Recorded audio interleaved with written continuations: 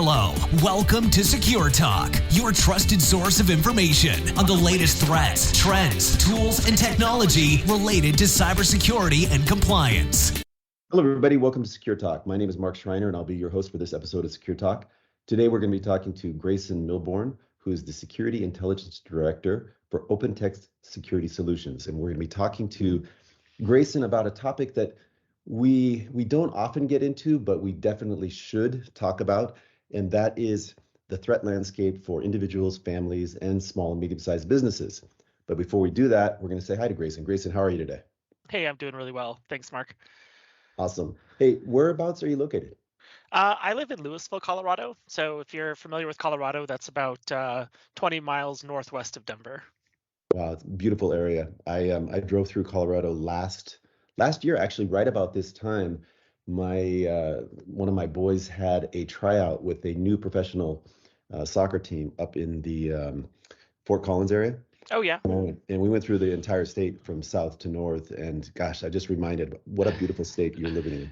It never gets old, and I'm lucky. I was born here, so I didn't really pick to live here, but I certainly am not moving. But yeah, the beauty of this state is definitely something that makes it special.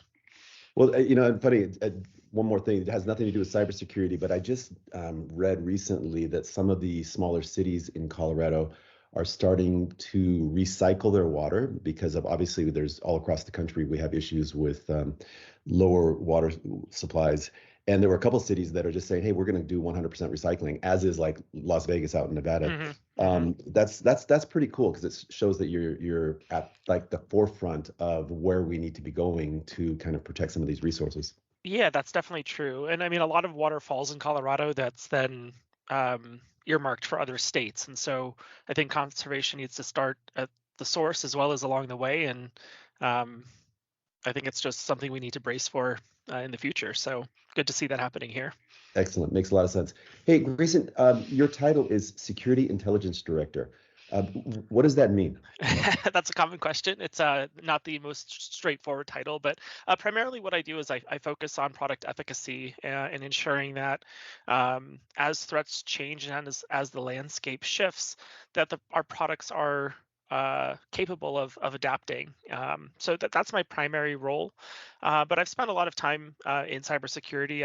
I've almost 20 years in now, and I spent a lot of time previously at Webroot before the acquisition by OpenText as the director of threat research and as an analyst, malware analyst for many years before that. And so a long history of analysis that I've taken into ensuring that the products are effective. But at the same time, I'm pretty passionate about thought leadership and just informing people because, the more you know, then the better you can manage the risk of a cybersecurity incident.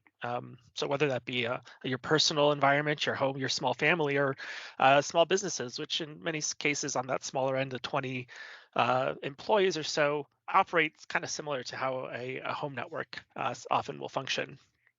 So there's definitely some interesting contrasts that we have between types of infections that we see at different levels. So in any event, yeah, that's a long-winded answer for who I am, but I think we have a really great topic for today. Well, no, and 100% agree that awareness is like the first step or the first line of defense, and that should be, everybody needs to be aware. And we'll come back to that in terms of how you create awareness, enterprise-wide or amongst individuals and families. But let me go back to, you said you're responsible for product efficacy, and I'm not sure if that means like product development and design as well. Yeah, so it's really, I spent a long time working on the threat research side of things, where as a researcher, we would see pivots in threat actor techniques that would sometimes be outside of the capabilities of our product. And we would then manage this life cycle. And this is something that's happened consistently throughout my tenure in cybersecurity, is that new evasive techniques are discovered and products have to adapt. And so back 15 years ago, the speed at which we were able to adapt was rather slow. And so through some great technological advancements using the cloud, we're able to react now in a much more rapid way. So really, yeah, it goes from the endpoints development to our cloud and backend services development, as well as the threat research process itself, is sort of a living operation. And so I help ensure that that operation runs smoothly. It's interesting because in most industries, when you look at product and service development, the way that it occurs is typically, your sales team will go out to the market. The customers will say, "Hey, we want this feature, we need that feature or that function, etc." Or you look at the competition and see what they're doing. And in the cybersecurity space, it's kind of unique because what you said is you're not actually looking directly at the competition or what customers are asking for. You're looking at what the bad actors are doing, what the threat landscape looks like, What the and you're problem working is. towards that. I'm sorry? Yes, yeah, absolutely. It's like I look at what the problem we're trying to solve is, purely from the threat actor's perspective of how they're trying to evade us. And of course, I actually compete with the other side of product management in that traditional cycle of looking at our competition, looking at what our customers are wanting, and prioritizing features that serve the customer from a convenience perspective. And I'm typically pulling on the rope the other way and saying, yes, these things are nice, but the real reason people buy this software is so that it protects and provides security. And if we fail at that, then all of these other are nice to haves, but they all must rest upon the ability of the product to be effective. So I really help drive that mentality as well, which I'll tell you has not always been the most straightforward fight, but certainly the ethos now that we drive within the product. Yeah, I mean, product development is always a negotiation, and I'm sure it'd be really fascinating to sit in on some of those conversations where people who have the features requests versus what you think is necessary to meet that threat landscape. Yes. But yeah, interesting is an ambiguous word there that can be interpreted many ways. But so let me ask you this. Let's talk about the threat landscape. And again, as I mentioned earlier, we don't often talk about individuals and families, but at the end of the day, we are all, regardless of where we work, individuals and part of families. And the threat landscape should concern us. We need to be aware. What are you seeing in terms of the threat landscapes for individuals and families? Well, certainly, one thing that's cool about our data is that we have telemetry that lets us divide and understand who is submitting information to our cloud. So we actually have great telemetry looking at exactly those statistics. And I think one of the things we see right off the bat is that, and maybe this isn't that surprising, but our home personal devices see across the board about twice as many infections as our business device counterparts. And I think this is attributed one to corporate issue devices typically have more layers of security, maybe higher grades of security, and those devices are primarily just used for doing your work. And contrast that to our personal devices, which are in our home networks. Kids, all different ages, security compliance and patching, and our browsers up to date, and for all of these reasons, as well as people using it for their own personal reasons, we see significantly higher infection rates there. And this applies absolutely to ransomware as well. And so we see ransomware not really talked about in the media so much about individuals being compromised because, well, let's face it, most ransomware actually doesn't make it onto the onto the news unless it's some actual massive attack, which, while they do happen, represent a very small fraction of the overall occurrence of these incidences. So I think what I see is, it's still definitely a problem, and education, especially in the household, and just proper hygiene goes so far in preventing a really, potentially catastrophic or devastating loss of personal and sometimes not replaceable data. So yeah, that's like a high level overview, I'd say, of what I'm seeing. So, I mean, you mentioned the devices, and you kind of did that in the sense of traditional devices, excuse me, iPads or PCs or MacBooks, etc. What are your thoughts about all the different IoT devices that are at home? It could be your refrigerator, your garage door opener, and these kind of things. Is that something that's on your radar as well? Oh, definitely. And I think this is one of the frustrations around cybersecurity is that it's this constant tug of war with convenience. And we see this with these IoT devices that the person who came up with the idea for making something smarter often isn't thinking about how to do it in the most secure way to get it to market. They're thinking about how to feasibly do it at all, and security is most often a afterthought. And what happens is you have these IoT convenience-based devices that typically have an app component. So now you have something that's on your home network that also has an app that's on your phone, and this is all of a sudden a lot of trust that you're handing over to, who knows the vendor, right? I mean, if you look at the different IoT vendors out there, I mean, they're everywhere in the world. Um, and so, for consumers, I think it's an additional challenge to understand not just the device itself, but the risk factor that comes with the convenience. And most people, I don't think about that after the fact thought. And what can happen is that sometimes the app itself can be weak and can be a foothold into your network. Sometimes the device can be weak, and your data can be compromised, or it And could be an avenue for an infection. and how are the bad guys doing this? Is it just like an email compromise type situation, or A lot of malicious times it is. links? It's account takeover is probably like account compromise, and then password reuse attacks.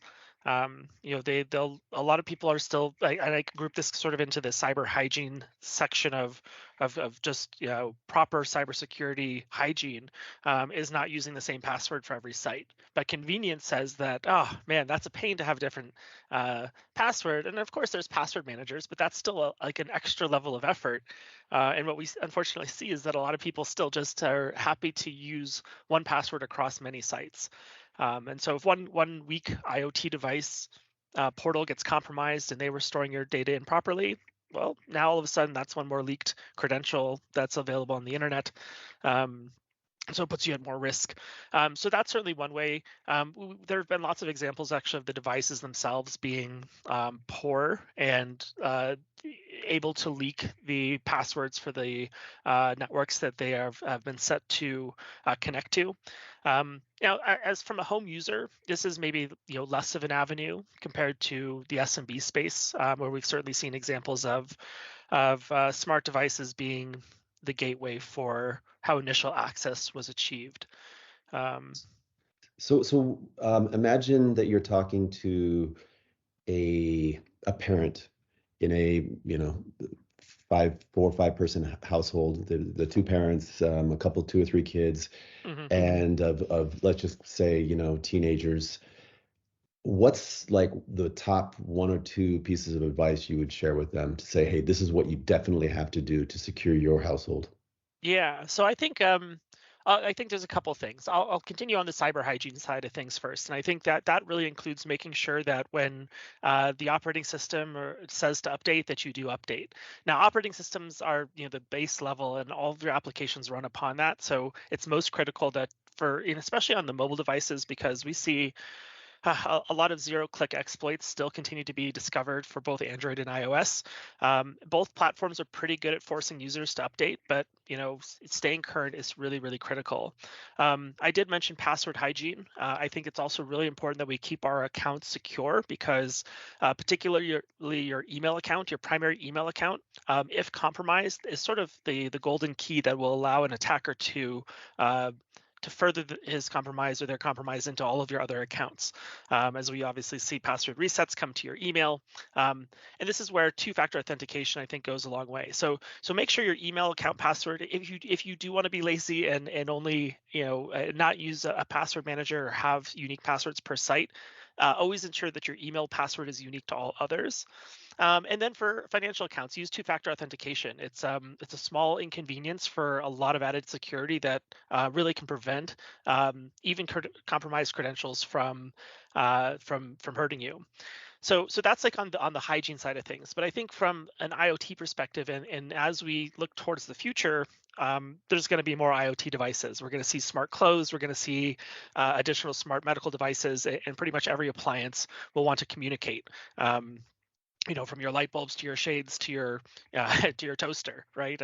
Everything has some sort of value in that connectivity, and so the way that your home network is configured, a lot of routers allow you to have two different network bands, and so typically IoT devices run on the 2.4 gigahertz band, and so at least in my house, I've created the IoT devices connect to this network, and all of my personal devices connect to my other network. And so I at least have some network segmentation going on. Uh, that adds a I, little bit of additional security. I think that's some great advice, and I think you touched on, like, for me would be the holy grail of some type of password hygiene, whether that's some type of keeper or password vault. But then the MFA is huge, and I use, even on non-critical accounts, I use MFA because I just don't want anybody getting access to any information, Yep. regardless, and because that can be used in other ways, social engineering or whatever. And then the whole the network segmentation, again, that's how difficult is that for a home user to do? So I don't think it's terribly difficult. I mean, these things, okay, so I have Comcast and I've kind of watched how Comcast has evolved over time. And again, this is using their router. And so you can buy commercial grade routers that do the same functionality, that basically broadcast on multiple SSIDs, or they have multiple names that you can connect to. And so for Comcast, for example, I have an app and I can go into the app and just literally type in the name and the password that I want and set it. And then it's really on that per IT device basis. And so just, it's really not that complicated. And I think people should not look at their routers as mysterious black boxes that project internet across the house, because there is security within there, and being familiar with which devices are connected. So the other thing that you can do is set up, and when you connect a new device, you can name it. And a lot of times the devices don't name themselves very descriptively, and so you'll get some random code, but you can rename that to the dishwasher or the dryer or whatever the device might be, and then depending on the models, at least I know, again, the Comcast one allows me to set up alerts and notifications, and I can create groups and I can block internet from certain groups if I want. So perhaps if you have kids and you want them offline, this Right. is one way you can turn the internet off for their device specifically without actually disrupting the whole of your network. You hear the collective groan from all the kids going, no. Right. I don't want my parents to know how to do that. Hey, it's funny. I just glanced at my computer here, and I looked up at the camera, and I have this little blocker that I have on there, the little security Mhm. blocker. And I'm just curious, from where you sit, how important are these, or how important is it to block your camera when not in use? And how often does that happen where somebody's able to hack in and actually kind of watch you? So that's really difficult to do. Well, so here's the thing: most cameras have a light that's coded to be on when the camera is on. So that light is a really good indicator. And I did actually attend a conference presentation that looked at hacking that light. And while they were able to do it, the steps were pretty significant. Mhm. Is it possible? Yes. Is it practicable? Practical? Probably not. But that said, I mean, I carry a little sticky note piece over my laptop when I'm traveling. Sure. The one here that at my desk in my home office, it's a higher quality one. It doesn't come with a slidey thing, and I'm not going to put a sticky note over it. But I trust that when the light's on, it's on. I think like there's definitely reason I think to be mindful of how these settings work, because I know for myself personally, I have a headset and I also have the microphone camera, and I will sometimes see apps inadvertently switch between them. And Right. so, like all of a sudden, I'm not coming out of my headset mic, and the camera is recording me, my audio. And so I think that, it's more of like an inconvenience. But from a cybersecurity perspective, I think we don't see it as often as I think the fear behind being secretly recorded, um, you know, Yeah. makes people That's feel. That's kind of what I hear, but at the same time, I mean, these little blockers or a post-it cost practically nothing, Oh right? yeah, So it's absolutely. kind of like, Why not? the risk to the reward is, And the I think it's inconvenience is tiny, right? It's like, exactly. right, Hey, yeah. so let's jump tracks a little bit. I mean, let's go and start talking a little bit about what you're seeing in the SMB space. And I know that OpenText Security Solutions just published a SMB ransomware survey. Maybe you can touch or talk a little Yeah. bit about some of the key findings, and then get into what you're seeing in terms of the threat landscape for SMBs. Yeah, absolutely. So this is kind of a cool survey. It went out to over 1,300 IT professionals through like of businesses of 1,000 employees or less. And so 1,000, I really look at the upper end of SMB, but the vast majority of these, I think.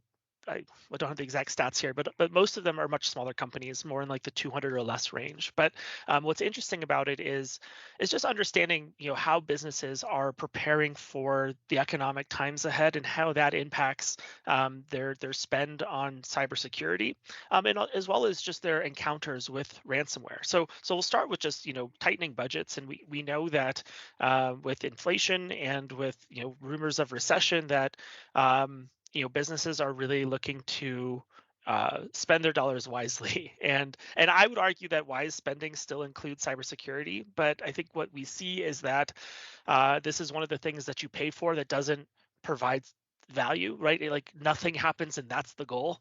And so, for unfortunately, that often can lead it to this furthers the problem of, oh, I'm not a target. It's not going to happen to me. I'm too small, which kind of fits into the next part of what we found in the survey is that nearly half of respondents now have had an experience with ransomware, 46%, which is a really high number, right? I mean, that's almost half of 1,300 respondents have had an encounter. Well, when you say an encounter, does that mean they received a suspicious email, or did they No, actually no, click on they something had that like a launched the thing? ransomware event where at Okay. least a system was infected. Now, it didn't go granular to the point of saying were all of your systems like compromised and did you have extended downtime from that? But other surveys have showed the average downtime is around 24 days for Wow. SMBs who get hit with ransomware, and for a lot of them that can be. I think something like 60% of them end up going out of business. So Well, let me just stop you there. yeah. So, if you put your advisor hat on, do you advise people, hey, pay the ransom, or how do you back yourself out of a situation like that? So Because I this is mean, a you're really faced with this existential crisis of yes, paying the bad guys or going out of business. I mean, yes, what would you advise? right. And so I think it's a difficult question, and I don't think there's a one answer fits all. But knowing those numbers, I think, gives you some insight into why it's important to have a plan in place. Now, and I think one of the other problems here is that a lot of people do pay, right? And a lot of people I know, even on this survey, said that it didn't happen when it did, and paid when they don't want anybody to know about it because Right. like it's like a black eye, right? Like you don't want to go around broadcasting that, hey, my business got hit by ransomware and I paid the ransom, right? They want to brush that away. They don't want customers to know, and they want to just move on with their business. And so the bad side of that is that when it's not reported, it hurts the ability for attribution and to enable law enforcement to collect forensics to help go after people, which doesn't happen enough. And we saw one actually last week on with a Lockbit ransomware operator being arrested in Canada. And I don't know enough, but typically these are the lower affiliates who end up getting caught in these types of operations. Um, but I think back to The what the SMBs are looking at right now, and their ability to kind of invest in security, or their willingness to. yeah, exactly. I think it's important to have a plan in place, right? And I think you can, if you know what your assets are, and we're a big fan of what we call like cyber resilience, in that it's really just understanding what risks can impact your business or take it offline. And certainly ransomware is one of those things, but we try to put it alongside like direct disaster recovery. And if your building got flooded and you lost all your servers, could you bounce back? So having a plan in place, I think, does make a lot of sense. Even if you're a really small business, you don't have to spend a ton of money to do these things. And what we actually did find is that the vast majority of SMBs are not spending a lot of money on cybersecurity. Less like over 50% of them spend less than $20,000, which, depending on the size of your business, could be pretty significant. But on those larger SMBs, that's a pretty small amount. Um, So let me ask you, you know, so I work for a company that's maybe 115 people. I do business development consulting, marketing mhm, consulting for them, and we invest heavily in security. Um, but we kind of spin that and turn security not as a cost center, but we look at it as security as an asset. And when we go out to the marketplace, we ask, because it's a software as a service type solution, and we ask our customers and our prospects, how important is it for you to protect your data? How important is it for you to to ensure the security of your use of this platform? And for us, it's a key selling point. Having attained different ISO certifications, being GDPR compliant, mhm. and working towards SOC 2 compliance, those are all costs. But we actually win business with having those in place versus our competition. Do you see many SMBs kind of spinning that a bit and saying, "Hey, you know what? It is a cost, but we can use this to win more business." I like that idea, and I don't know that it's fully catching on, but I hope that is one of like the critical shifts I think that will need to take place before this problem starts getting better. And unfortunately, what we've seen over the last several years is that this problem isn't going away, and it's moving down market, and it's increasing the reach of who is a target. And so, one of the other things that we track is just the median size of a business who reports a ransomware attack, and that's down to one of the lowest since we started really tracking it, just above 100 endpoints, or 100 devices for a company of an infection. So, I think, security is in your posture is a selling point. I think the one thing that's also helping push that, in making that happen, is cybersecurity insurance. And as businesses look towards insurance as a mitigation factor for they don't want to go out of business, and so maybe have insurance for it. Those insurances are going to look for proper cyber security defenses, and in fact definitely decline or don't pay out claims where they find that there was inadequate or negligence going on within their cybersecurity practices. Well, and I've seen that actually as well. Let me back up. Where we kind of flip the story, where yeah, security is a cost, but if we invest in it, hey, we can use that to win more business. Or if we invest in it, we can Yep. reduce our premiums on our cyber insurance and our business operation insurance. And Yep. I have seen some insurance companies that say, hey, if you achieve these credentials or these certifications, we'll give you a X% discount on your premiums. Yep.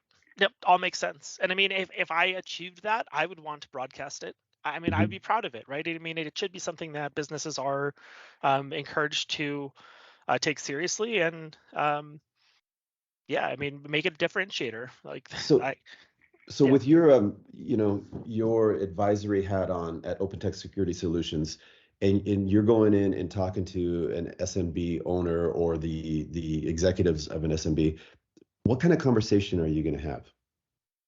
Yeah, I think it first starts off with understanding, what are you doing now, and how confident are you in your ability, in your cyber resilience, for various scenarios. And I think there's a couple of easy ways to kind of look at it.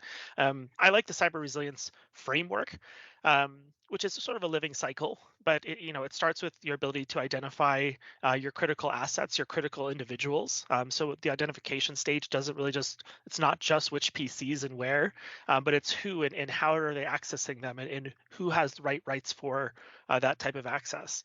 And then you have your protection layers, which is your layered defenses, and having email protection, endpoint security, firewalls, and backup. But then you have your detection layer, which is layered security is great, and it is an effective strategy. security. But the reality is that it's not a bulletproof strategy, and mistakes can still be made, human errors. And what we find is if you don't evaluate your environments, you might not notice that an infection was present. And in fact, this is, I think, is one of the bigger problems we see in just larger industry reports, like the Verizon Risk Report looks at this across enterprises, and they have this time to detection metric, which is really uncomfortable because they see in a lot of cases initial compromise took place months before the compromise was discovered. And I think that's why it's important to analyze your own environment and see is something going wrong. And EDR solutions really, I think, thrive in this space, but sometimes they're overkill for smaller businesses. But at least having some observations. And then there's like the response stages. And I think response is one of the areas that's often overlooked in a cybersecurity readiness or preparedness posture, is that you might have a plan, but have you practiced your response? And having a response plan is really important for, say, okay, we discovered that a user's trying to log in from an unrecognized location, and their login has failed 10 times. Okay, maybe we have a very easy plan in place to force that user to reset their password. But maybe there's something more significant, like a ransomware attack, and all of a sudden all systems are offline. I think having a fire drill for some of these plans goes a long way to ensure that a step that you might have missed or a system you might have missed is accounted for. Because especially with a ransomware attack, time is of the essence, and the attackers also leverage that and will increase the ransom demand typically by twice within the first 24 hours if you don't comply. And so, having a plan in place can allow you to a practice route plan in place can go prevent or at least minimize the amount of impact that an incident might cause you. And then the last one I like to always include is education. I think education needs to be part of all of these steps, right? If an employee makes a mistake that leads to an infection, that's an opportunity to learn from that, as well as proactively educating people through simulation-based attacks, which we find to be very effective. But if you mimic literally real-world attacks, but in a simulation fashion, and you can see that. Especially the C-suite. These are the people who are often targeted with these types of phishing emails, and a lot of times they also, can have the opinion that they're smart, or they too smart to fall for it. And so very well crafted simulations can at least highlight it internally and catch somebody and maybe raise their awareness to prevent a future-based attack. So I know that's a long-winded answer there, but I think these are all things to think about. When I talk to an SMB leadership or an executive board, I talk about each of these steps and try to get a feel for their awareness of that step and what it entails, and how well they're doing at adhering to those principles. Yeah, that is a lot, and we've just been talking for a couple of minutes here on that specific topic, and I'm sure if you're having a sit-down conversation, the conversation is going to last a lot longer and go a lot deeper in a lot different directions. But already, even with just that initial response, if I put my SMB owner hat on, I'm like, oh my gosh, how are we going to do all this stuff? And we don't have the in-house expertise. And according to your survey, 50% of SMBs spend less than $20,000 per year. And I'm like, how are we going to, on $20,000 a year, how are we going to do all this stuff? And I just want to focus on my business, Mm-hmm. And so in that situation, I'm assuming that you would talk about some type of managed service or some type of hybrid solution. Yeah, I think for a lot of SMBs, it makes sense. Again, depending on your size, right? Now, if you're a 20-person business, it probably makes sense to hire out an MSP and have them take care of your security for you. And there's a lot of competition in the SMB or MSP space, and so a lot of these vendors are one-stop shops for all of your network security and orchestration needs. And so I think that's a good place to go. But I think once you get to around 50 employees, maybe up to 100, now it's, I think, time to have at least some dedicated staff that are focused so that you have when you have an internal employee versus a managed service, you just have more control. There's not there's one less layer basically, right, for you to make changes or uh, integrate with your cybersecurity aspirations. And then in the scenario where you do have, one or two in-house people, how do you work with them to make sure, like, you want to have that plan in place, you want to have the right security posture, you want to have the right training program. They're still going to outsource part of it, whether it's a service or buying the technology or buying Yes. the consulting services. I mean, what do you go in and how do you support them? Well, so we have solutions. I think zero trust is another security philosophy that's gaining a lot of traction, and it kind of goes in hand with a cyber resilience framework, right? They're minimizing risk, and so what we do is we have solutions that help support that, right? And we don't cover everything, but we have a pretty good end-to-end from, and this is really OpenText's vision of creating their security solutions branch of their business. But with the acquisitions over the past several years, we really have end-to-end security components in place. And so whether that's email, whether that's endpoint, whether that's DNS protection, security awareness training, backup, all of these apply both to consumers and SMBs. So we have a really great mix, and so that's our contribution. But I mean, I'm not really the sales guy. I understand like what we do, and I always find the threat side very fascinating. And I'm privileged to, I think, work in a way that makes our products more effective. So it makes me feel good that our we're out there trying to make the world a better place, and we recognize that there's others alongside us. And so, Yep. I think, education's where I really like to thrive, and being on podcasts like this, and really just talking about the problem and some of the easier steps to drive awareness of it. Because again, like the more you know up front, the less of a headache that these things will turn into. And in many cases, you can navigate around them entirely. Awesome. And then in terms of the threat landscape, is it going to just stay the same over the next couple of years, or do you see any new killer apps for the bad guys coming out that, oh wow, here we go, game changers? Yeah, so unfortunately, I don't see things getting better yet. And I think there's several reasons for it. One is that the world is continuously becoming more and more of a software-driven environment. And every business, regardless of how big you are, almost every one of them has a website or some customer portal and collects data about a customer. And that data is valuable and will continue to be valuable. And so that's not going away. The fact that we are now all a digital world means the opportunities for vulnerabilities in software continues to grow. And when we look at disclosed vulnerabilities or CVEs over the past decade, nearly every year has twice as many discovered as the year before. And this is being fueled in a lot of ways, unfortunately. And sadly, one of the smallest ways is through white hat certified ethical hackers discovering vulnerabilities and disclosing them. We see some bug bounty programs, but bug bounties really honestly don't pay enough for the value of some of the bugs that are discovered. Where a hacker could find a 0-day Chrome exploit and Google will pay you $100,000 for it, but they then go sell it to the black market for 10 times that, or to a nation state for 50 times that, right? And so you have nation states and hacking groups also looking for their own arsenal of these vulnerabilities. And so we've seen some very devastating ones even in this past year.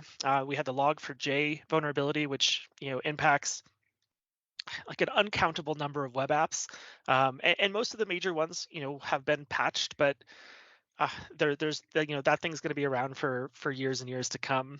And so every year we're going to find something like this, unfortunately. And I think not until security is is baked in from the very beginning across all software development are we going to start making a real meaningful impact. And I think the other challenge I'll leave with this one is that attribution and consequence for participation is still not accurate, right? Like it's a you don't see very many people getting arrested. These networks are very difficult to disrupt, and so the opportunity and the amount of money being made creates Pretty strong incentive, yeah. A pretty strong incentive, right? And Yeah. so, these are all the ingredients that are going into this problem. And so something has to shift for it to really start changing.